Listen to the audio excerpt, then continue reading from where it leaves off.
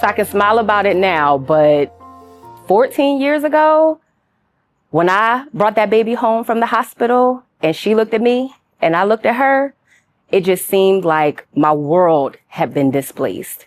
And so I like to refer to myself as the weathered warrior, the champion that I've become now, understanding where I came from.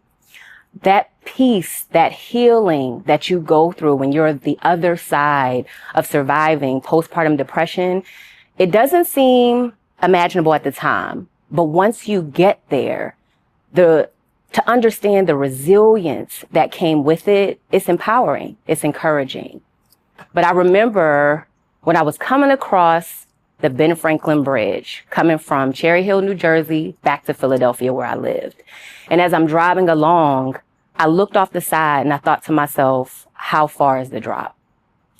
Now I come across that bridge and it feels like I'm crossing a finish line, but I'm continuing on. I always say now that I was called to become what I didn't have at that time. I didn't have a doula. All I had was this new baby and no idea of what I was going through. I couldn't understand why I couldn't connect.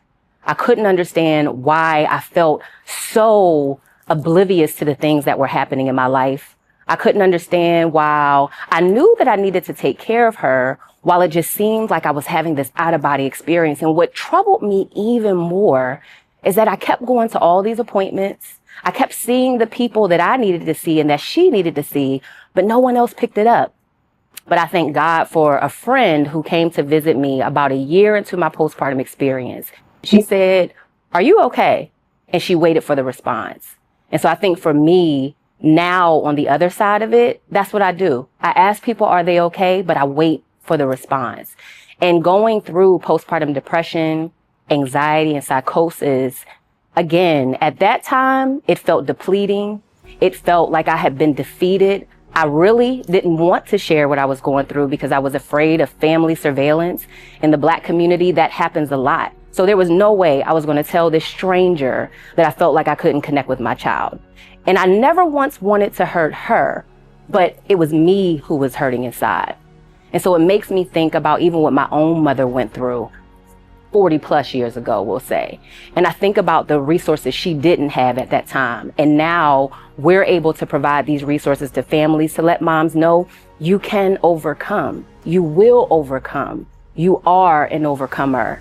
And so that for me has been the most promising part of this journey. And so if I had to do it all over again, I promise I would, because I know that some woman, some mom, somebody is going to be healed. And so you can be a weathered warrior just like me.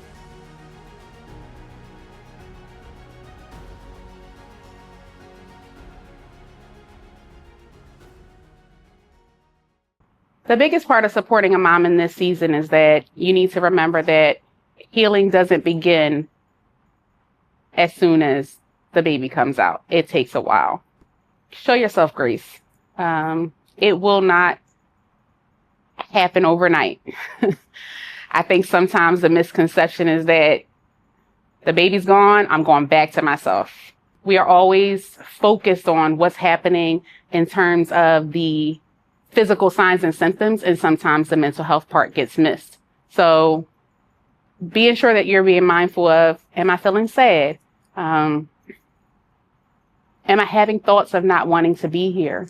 Is there anxiety or panic that's existing that I'm not speaking up about? Am I seeing or hearing things that aren't real? And having enough wherewithal to speak up and say, I'm not okay. And what does that look like?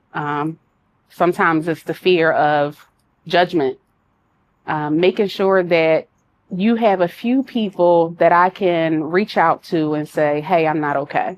But having your doula in place, they can guide you through the steps. Help doesn't have to look like you've abandoned your baby. Get yourself a therapist. Connect with a provider that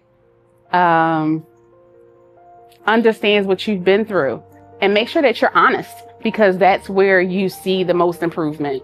Don't hold it in. That is judgment free. Nobody's looking at you like you've done something wrong. you're not alone. It's okay to ask for help. The purpose in having community and village is to get the support you need without feeling like you're a burden. You've got this.